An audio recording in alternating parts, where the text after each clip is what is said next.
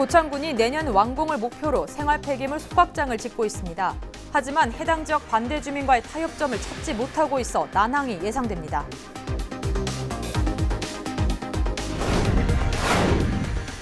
전북 지역에는 유네스코 세계문화유산 등재서원 9곳 가운데 하나인 정읍 무성서원이 자리하고 있는데요.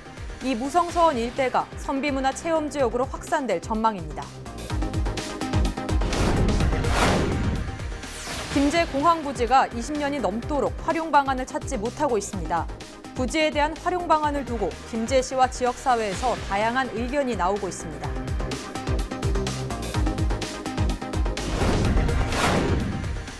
봄 행랑철을 맞아 주요 톨게이트와 휴게소에서 음주운전 집중 단속을 벌입니다.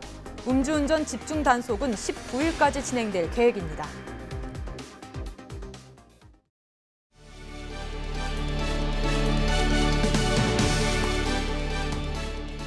시청자 여러분 안녕하십니까? 헬로티비 뉴스 전북입니다. 첫 소식입니다. 공직선거법 위반 혐의로 기소된 송하진 전북도지사가 항소심에서 벌금 70만 원을 선고받았습니다. 광주고법 전주재판부는 송하진 전북도지사의 항소심에서 무죄를 선고한 원심을 파기하고 벌금 70만 원을 선고했습니다.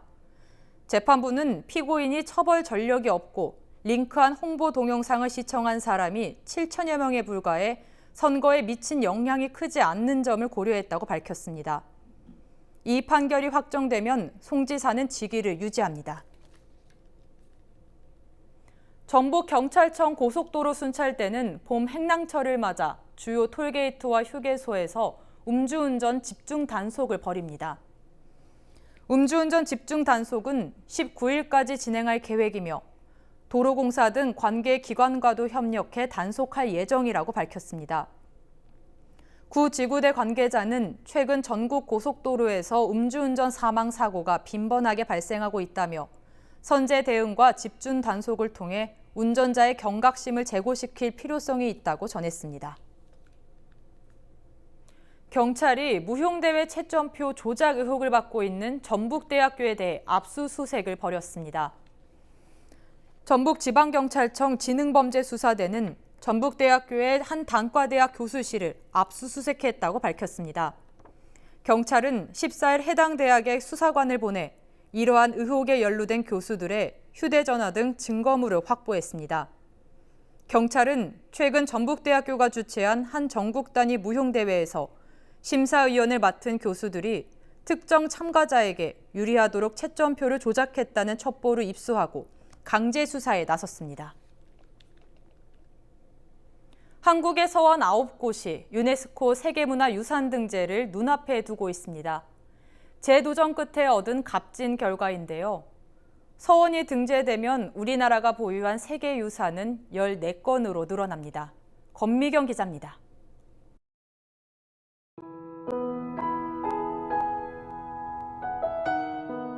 조선시대 옛 유학자들이 성리학을 공부하던 교육기관 서원.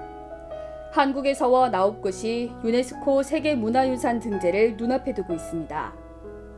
세계문화유산 자문심사기구인 이코모스는 14일 한국의 서원을 유네스코 세계문화유산으로 등재하라고 권고했습니다. 이변이 없는 한 등재가 확정될 것으로 보입니다. 등재 권고를 받은 곳은 영주 소수서원과 안동 도산서원, 정읍 무성서원 등 모두 9곳입니다. 여기 소수서원이 있다는 것이 굉장히 자부심과 자랑스러움을 느끼고요. 이곳으로 찾아주셔서 많이 보고 가시면 좋겠습니다. 이번 결과는 재도전 끝에 맺은 결실입니다. 2015년 처음 등재 신청을 했으나 전문가 심사에서 반려 판정을 받았습니다. 그 뒤 신청을 자진 철회하고 서원의 독창성과 연속유산으로서의 연계성 등 부족한 부분을 보완했습니다.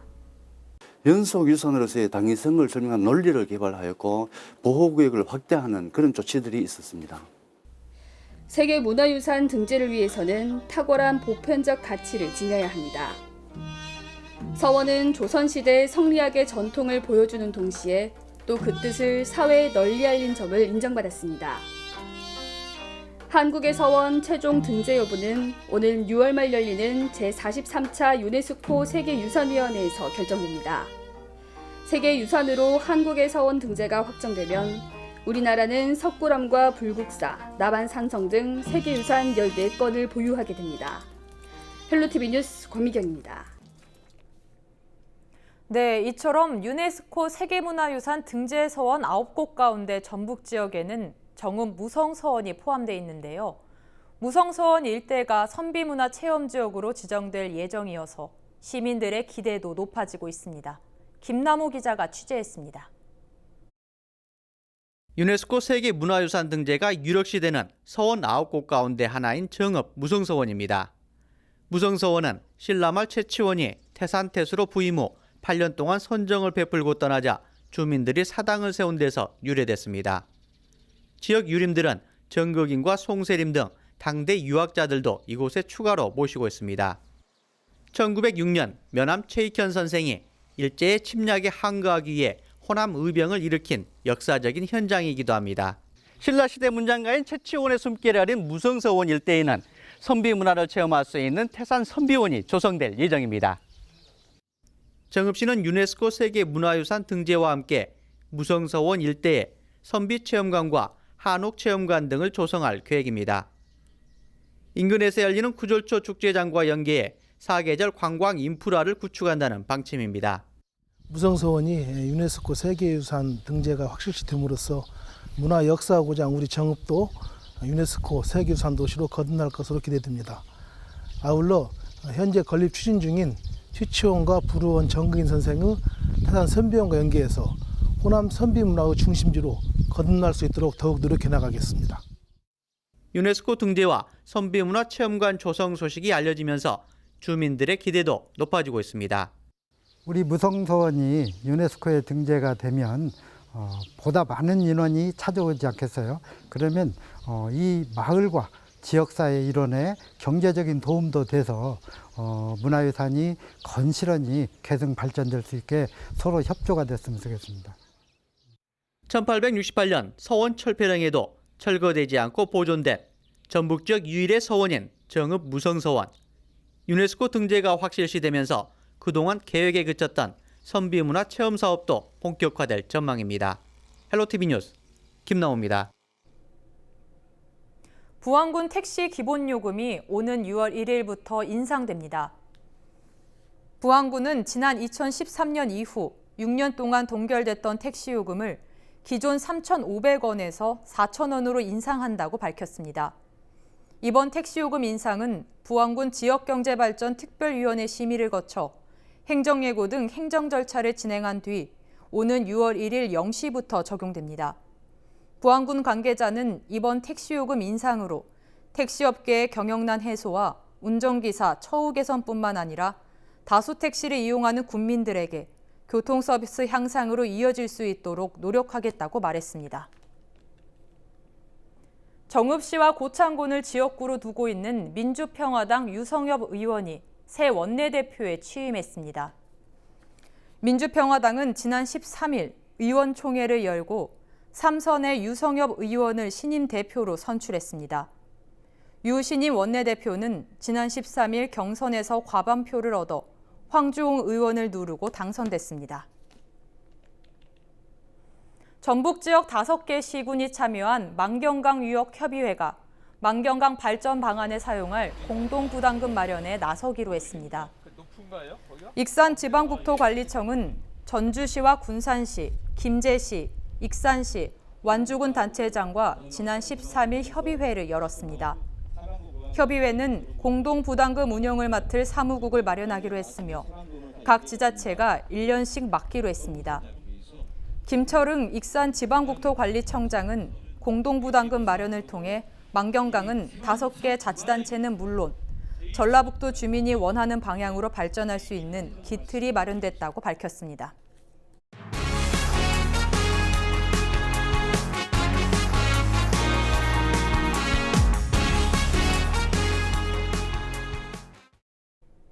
김제 공항부지는 20년이 넘도록 활용 방안을 찾지 못하고 있습니다.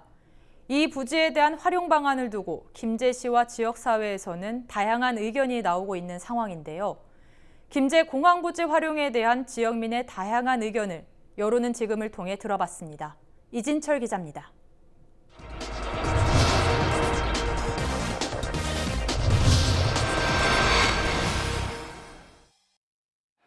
여론은 지금 오늘은 김제 공항부지에 나와 있습니다. 최근 20여 년 동안 활용되지 못한 이곳에 항공 클러스터를 조성하자는 주장이 제기돼 논란이 일고 있는데요.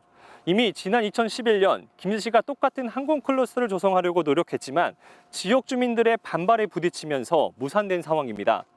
이러한 상태에서 또다시 항공 클러스터를 조성하려는 움직임에 대해 지역 주민들은 어떻게 생각하고 있는지 직접 물어보겠습니다. 저 같은 경우는 찬성이에요. 왜냐면 이제 소음보다는 이제 좀 발전을 위해서라도 좀 찬성을 하는데, 저 같은 경우는 이제 거기가 뭐 이렇게 제가 볼 때는 뭐 농사 그런 것보다는 막 풀이 많아서 관리를 안 해서 많이 그런 것보다는 이렇게 좀 이렇게 관리를 해서 좀 항공을 해갖고 오갖고 좀 한국에 좀 백산에 발전할 수 있는 좀 그런 거 있었으면 젊은이들이 그래야 한 번씩 찾아오고 그러지. 항공부지 그건 좀 시끄러워서 안 좋을 것 같아요. 시끄러워서. 왜냐하면 이렇게 헬기가 돌아다닌다든가 이러면 굉장히 시끄럽잖아요. 그거 뜨고 안고 오면은. 그런 면에 대해서는 굉장히 시끄럽다고 보네요. 하면 좋지. 우리 그 개발되면 좋지. 뭐 이거나 왜 반대를 하냐 그 말이요. 그러네요. 뭐 이거나 개발되면 좋지. 나는 그렇게 생각해. 지난 2004년 공항 선정이 최종적으로 무산되면서 많은 김제 시민이 아쉬워했는데요. 김제 공항부지 활용 문제는 인근 마을 주민만큼이나 김제 시민 모두가 관심을 가진 사안입니다. 김제 공항부지 활용 방안에 대한 김제 시민들의 생각을 들어봤습니다. 먼저 이제 공항에 힘써야겠죠. 거기를 먼저 해야지 그 나머지 부분도 될 것 같은 그런 생각이 들어요. 어머 좋지만 안 되면 어떻게 안 되는데 여기가 발전이 안 돼. 김제가 발전이 안 돼 말만 그러지 이봐. 경비행기가 거기에 비행기가 되면서 그러니까 우리 시민들도 거기 이용할 수도 있고 하는 게 좋죠. 공항이 생기면 모든 것은 순조롭고 좋죠. 저 역시도 마찬가지로 다니기도 좋고. 공항 선정이 안 되면서 지난 20여 년 동안 제대로 활용되지 못하고 있는 김제 공항부지. 김제시와 지역민이 함께 소통하면서 모두가 만족할 수 있는 지역 발전 방안을 모색해야겠습니다. 헬로티비 뉴스 이진철입니다. 고창군은 내년 완공을 목표로 생활 폐기물 소각장을 짓고 있습니다. 그러나 이를 둘러싼 해당 지역 반대 주민들과의 타협점은 여전히 찾지 못하는 양상입니다. 소각장 반대 대책위는 천막을 치고 농성을 이어가고 있습니다. 정명기 기자의 보도입니다. 고창군청 건너편에 천막 농성장이 만들어졌습니다. 생활 폐기물 소각장 설치를 반대하는 주민들의 항의가 계속되고 있는 겁니다. 소각장이 들어서는 해당 면사무소 건너편 농성장도 주민들이 교대로 지키고 있습니다. 미리 주민들한테 알려서 결정을 해야 될 문제인데 결정은 자기들끼리 다 해놓고 2016년 가서 뭐 언론이나 뭐 인터넷이나 군청 홈피나 그런 걸 통해서 알렸다고 하는 거예요. 그 전에 이제 이장 회의 한 기록도 안 주고 1월 10일 이장 회의 기록 그 시기가 아마 그 이장님들이 도장을 찍은 그 부분이 있어요. 이미 넉 달 전부터 공사에 착수했지만 아주 가까이 사는 마을 주민조차 몰랐다는 겁니다. 이들은 대표적 님비 시설인 쓰레기 소각장을 운영하면 환경 오염과 건강 악화 등을 우려하고 있습니다. 20년간 그동안 희생을 했는데 앞으로 또 40년 이상을 희생을 해야 된다는 거예요. 그것도 저희 아산면한테는 좀 부당하다는 생각이 듭니다. 그러나 고창군은 국비 지원 33억 원을 포함해 모두 135억 원을 들여 내년까지 완공을 목표로 하고 있습니다. 내년이면 매립장이 포화 상태가 되기 때문에 10여 년 전부터 논의가 이뤄졌다는 겁니다. 또 이장단과 일부 주민 등 이해 관계자들을 상대로 설명회와 공청회를 통해 의견을 반영했다고 반박합니다. 저희가 2012년도에 아산면 이장단 및 주민 공청회를 통해서 소각로 시설을 설치하기로 협약을 한 다음에 본격적으로 국비를 확보해서 2016년부터 현재까지 지금 사업을 추진하고 있습니다. 고창군은 민주적인 절차를 밟아 진행했다는 입장이지만 소각장 반대 대책위는 일단 건설 중단과 함께 공론화 과정을 요구하고 있습니다. 소각장 설치를 반대하는 권기 대회가 3차례에 걸쳐 진행되는 등 논란은 5달째 이어지고 있습니다. 합의점을 찾지 못한 채 장기화되고 있는 고창군과 반대 주민 간 대치에 국민들의 시선이 곱지만은 않습니다. 헬로티비 뉴스 정명기입니다. 고창군 해리면 책마을에서 열린 2019 고창 한국지역도서전이 성황리에 마무리됐습니다. 지역에 살다 책에 산다를 주제로 나흘 동안 열린 이번 행사에는 2만여 명의 관광객이 몰렸습니다. 한국지역출판문화잡지연대와 고창군이 공동으로 주최한 이번 행사는 전국 50여 개 지역 출판사가 참여해 2천여 권의 도서가 전시됐습니다. 유기상 고창군수는 고창 한국지역도서전이 지역 출판을 알리는 디딤돌이 되기를 바란다고 말했습니다. 정읍시가 아름다운 가게와 함께 나눔 바자회를 개최합니다. 이번 바자회는 오는 22일 오전 10시부터 오후 5시까지 정읍시청 잔디광장에서 진행됩니다. 이와 함께 간식거리 판매 부스와 네일아트와 다도 등의 체험 부스도 함께 열립니다. 이번 바자회의 수익금은 정읍시 저소득층과 소외계층에게 지원될 예정입니다. 부안군 보건소가 고혈압, 당뇨 교실을 운영합니다. 이번 교실은 지역 주민을 대상으로 고혈압과 당뇨병에 대한 올바른 정보를 제공하고 건강관리 능력을 향상하기 위해 마련됐습니다. 교육은 오는 29일까지 5회에 걸쳐 진행되며 전문 외부 강사를 초청해 고혈압과 당뇨에 대한 건강 강좌 등이 진행됩니다. 부안군 보건소 관계자는 앞으로도 지역 주민이 건강하고 행복한 노년을 위해 최선을 다하겠다고 말했습니다. 정읍시가 도시숲 조성 사업에 나섭니다. 도시숲 조성 사업 대상은 1990년에 조성된 하북동 공단으로 세월이 많이 흐르면서 공단 인근 녹지대 수목이 훼손된 상태입니다. 정읍시는 공단 인근 도시숲 조성을 위해 6억 원을 투입해 올해 안으로 경관 개선과 미세먼지 저감을 위한 숲을 조성할 계획입니다. 유진섭 정읍시장은 이 사업이 완료되면 시설 이용객과 지역 주민이 정서적으로 안정을 되찾는 치유 공간으로서 역할을 할 것으로 기대한다고 말했습니다.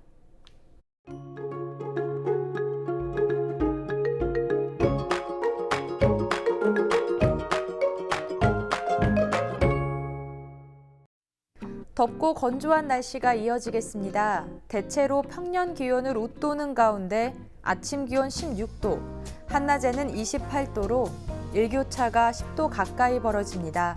옷차림에 더욱 유의하셔야겠습니다.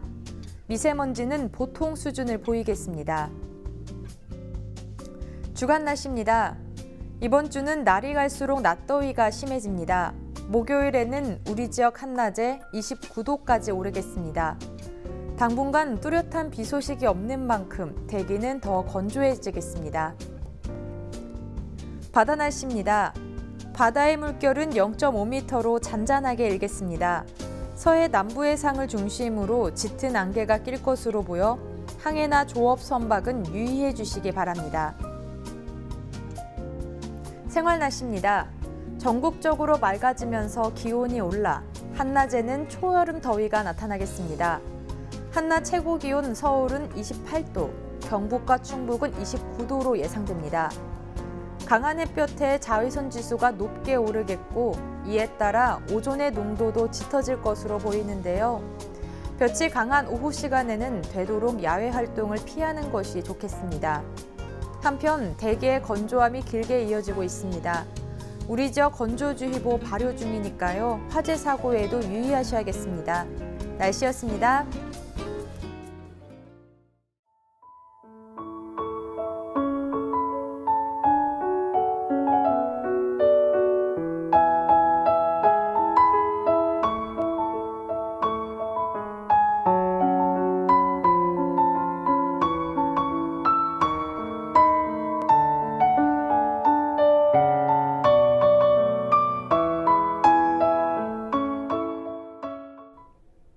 이상으로 뉴스를 마칩니다. 저희는 언제나 지역 주민 여러분 곁에 있겠습니다. 고맙습니다.